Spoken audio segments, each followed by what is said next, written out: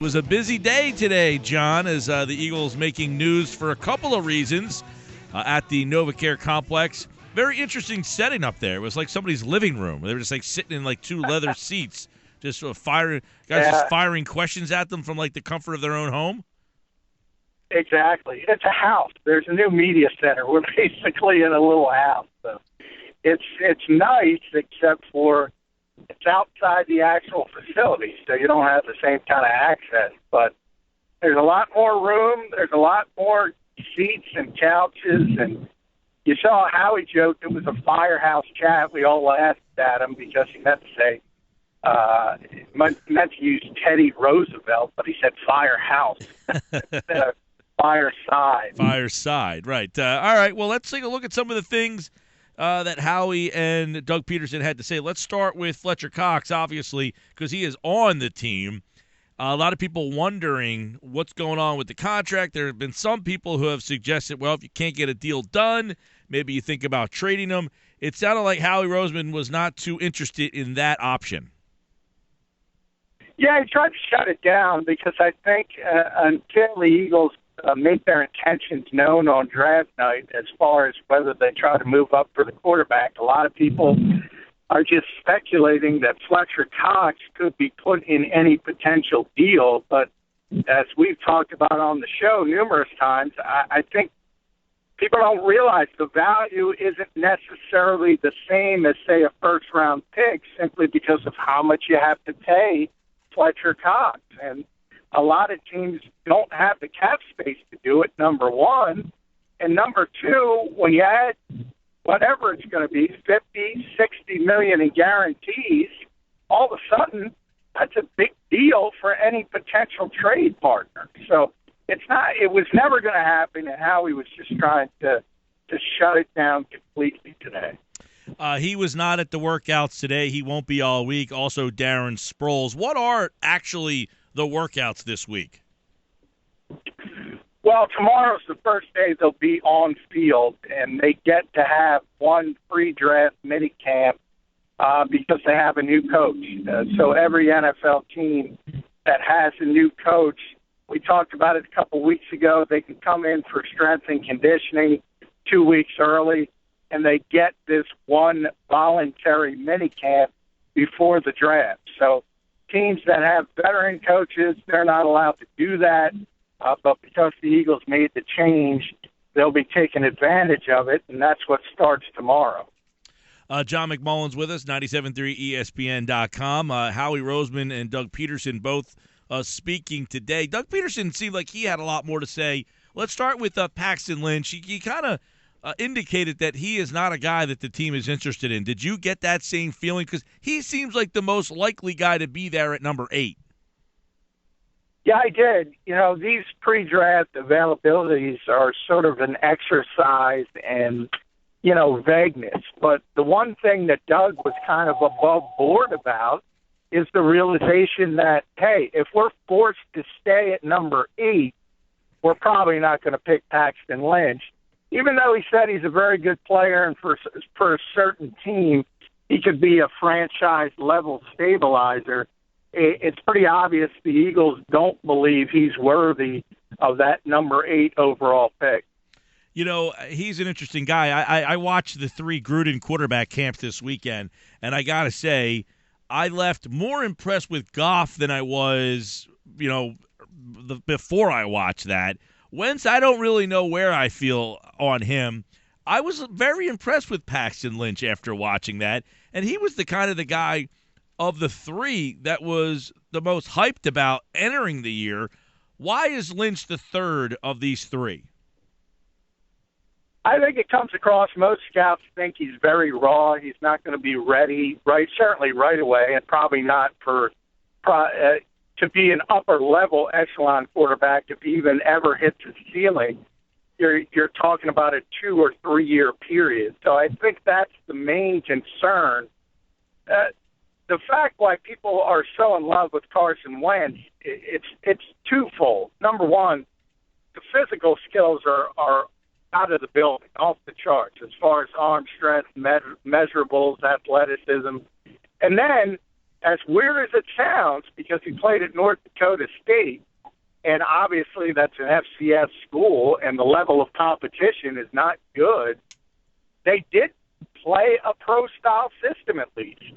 And so many colleges don't do that any longer, and Jared Goff's a perfect example of it, because while scouts rave about his football IQ, and I've argued this with a couple of them, I said, he might be great in the classroom, but how do you know on the field?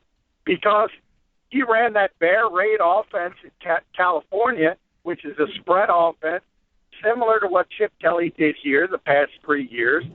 And by running that type of offense, you take the decision-making aspect off the table for the quarterback. So when it comes to on-field stuff, nobody really knows if Jared Goff can handle things like progressions at the professional level, even though he is a very smart kid. Do you have any indication of those two, which guy the Eagles like better, Goff or Wentz? Yeah, it's Wentz. Howie's a little more, and you can tell Doug is a first-year coach, and this by no means is a criticism because, as I said, when you talk of all these pre-draft media chances we get to talk to these guys every year, not just in Philadelphia, but every city, everybody loves everybody. Everybody's great. Nobody says a bad word about any prospect, any player, because they don't want to give anything away. And Doug he did. You mentioned the part about Paxton Lynch. He kind of said, nah, that's not really an interest of ours if it has to be at number 8 overall. And then when he was talking about Wentz, he was gushing over him. And he was talking about those physical skill sets. And while he said both Wentz and Goff are franchise types, it was clear just by the way he was talking and about how long he talked about Wentz, that's his guy. Yeah, Wentz is, to me, he's such a wild card because, as we know, he's the North Dakota State. I don't know. He seems like the guy to me that would be so much better off if he was in like the Aaron Rodgers situation. Slides down, gets drafted, has veteran guy in front of him, sits 2 or 3 years. To send him out on the field game number 1, that's a big jump up from playing Montana State. Yeah, and I think he would be an ultimate failure, but that's the situation the Eagles want him in. They don't want him to play this year. They want Sam Bradford to be the starting quarterback and sort of have Carson Wentz to develop behind both Sam Bradford and Chase Daniel. Now, normally when you talk about, say, if he's the second overall pick, because you're going to have to move up, obviously, to get him, generally you want the second overall pick to be on the field. But I think the Eagles, in this situation, are willing to take a step back to take 2 forward down the line. And we've talked about it time and time again, Mike. This organization realizes they have not been the same since Donovan McNabb left. And it's because they can't find the answer at the quarterback position, and they want a long-term answer. John McMullen's with us. Carson Wentz. Adam Schefter said that he believes the Browns were never going to take a quarterback with the second pick, even before the Rams-Titans trade. So does that make the Browns very likely to move that pick, or is there somebody there that they just can't pass? Well, they should trade the pick. If that's the case and they don't want a quarterback, they should move it for the same reason the Titans just moved the number 1 pick. They have too many holes on that team, especially after free agency when they lost 4 starters from a team that wasn't very good to begin with. So they have multiple holes, and they need assets, and they need extra picks. And if they can get a quarterback-desperate team, and it doesn't have to be Philadelphia, it could be San Francisco, it could even be some others we're not talking about, teams like New Orleans down in the draft at 12 who wants the heir apparent to Drew Brees, even at Denver all the way down at 31, the New York Jets. There's a lot of quarterback-needy teams, and if you can get a king's ransom for that choice, it doesn't make any sense to stay there. So again, you just mentioned a bevy of teams that it makes sense for the Eagles, if they were to 8, to listen to and at least throw the smoke screen out there that if Paxton Lynch was there. But would a team trade up to 8 to draft Paxton Lynch is really something that I don't see happening. Yeah, I mean, the problem is San Francisco, and that's the team right before you, unfortunately, at 7. Because if things go the way we all think they're going to go, and Colin Kaepernick isn't in the equation any longer with the 49ers, they have to get a quarterback. And if Goff and Wentz are off the board at 1-2 because somebody else traded up besides the Eagles to get a quarterback, well, then they become extremely desperate, but it's not going to help the Eagles out. So I do think if they're not able to make the move up, I think they're going to stay put and they're going to take the best player on their board, because Howie said it again today. He said the demarcation line in this draft is at the top 10, the 10th pick. And then there's a significant drop-off to Tier 2 from the level of players. So if you're in that first group and you can get one of those players, there are worse things in the world than just staying put and getting a prospect of that ilk. John, what do you make of Les Bowen's report about Miles Jack and that knee there? I mean, if he's there at number 8, I know you've said before that he's the top guy on the Eagles draft board, but does that report shy away from him at all? Yeah, I mean, I wrote about it over the weekend at today's Pigskin because I talked to a scout who's concerned about Miles Jack now. It wasn't nearly to the effect of what Les said about being a time bomb, but I had a scout who said he's worried about him because we're well past 6 months in the recovery process, and he's not completely healthy, and that's the time frame. In fact, it was 4 to 6 months, so he's at the back end and far past the back end of the time frame where he should be good to go, and he has been cleared by his doctors at UCLA. So the scout I talked to had questions about him and referred to him as a thoroughbred who knows he's a thoroughbred. And his concern was that Jack is the kind of player who only wants to play when he feels 100%, and that isn't the NFL. I mean, you have to play, and you have to play at a high level, especially if you're a star player when you're banged up. So I think more and more people are starting to question Miles Jack. But if he falls all the way to number 8, yeah, it's going to be real interesting to see what the Eagles do. And we asked him about Jack and Jalen Smith today, and how he said they don't really talk it over with their medical people until after they talk to us, for the specific reason that they don't want to have to answer these questions. So he claims they haven't gotten the medical clearance on either of those players, and I think that will tell the tale. If he clears the Eagles' medical people, certainly if Miles Jack falls to number 8, they would take him. You know, that'll be an interesting spot. You know, we were talking about this the other day, because if the 2 quarterbacks go at the top and that starts to push other guys down, who are some of the most likely guys that drop because of it? And if the Eagles are at 8, has that just added to the possibilities? And another reason why I think they don't need to draft a quarterback at number 8, because of all the talent that's going to drop to you, because most likely 2 quarterbacks going in the top 2.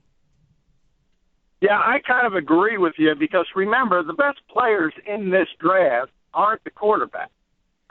Last year, for instance, Jameis Winston was probably rated as the best player in that draft, regardless of position.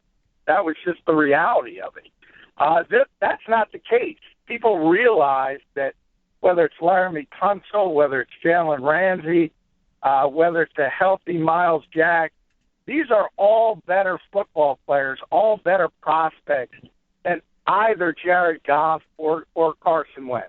And that's just the reality of the situation. And you might be in a position to get a guy who maybe even a couple weeks ago, whether it's a Vernon Hargrave, DeForest Buckner, for instance, a lot of people have him going to Baltimore now, and that'll push another bigger name down the board.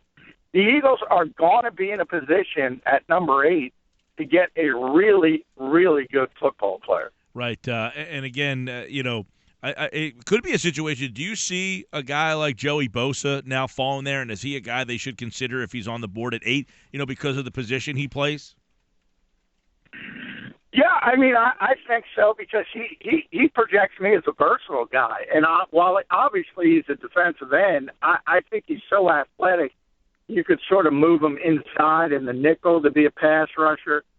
So if he gets by the Cowboys at 4, if he gets by the Ravens at 6, there's a very good chance a guy who some people projected as the number 1 overall pick at points in this process could fall to the Eagles at 8. So, yeah, while it's not their most pressing need, obviously, or even close to it, that's a guy who, if he falls that far, that would be really tough to say, I don't want him. John, let me get your thoughts. You wrote about this at today's pigskin.com about Dallas at 4 because, we've heard Ezekiel Elliott's name mentioned there. Can you imagine him running behind that offensive line? We've heard Ezekiel Elliott basically come out and say that the Eagles have shown the most attention. I think we heard from Doug Peterson today glowing about the prospects of having a guy like Elliott. Would the Cowboys jump on him that early at number 4? Yeah, I could see the Cowboys doing it because of what the Cowboys are, and they like to go for the sizzle more than the steak at times, especially if Stephen Jones can't get the ear of Jerry Jones. So, yeah, to get a high-profile skill position player, and you're right, it would be a great fit in Dallas because of their offensive line. I think he'd be tremendously successful.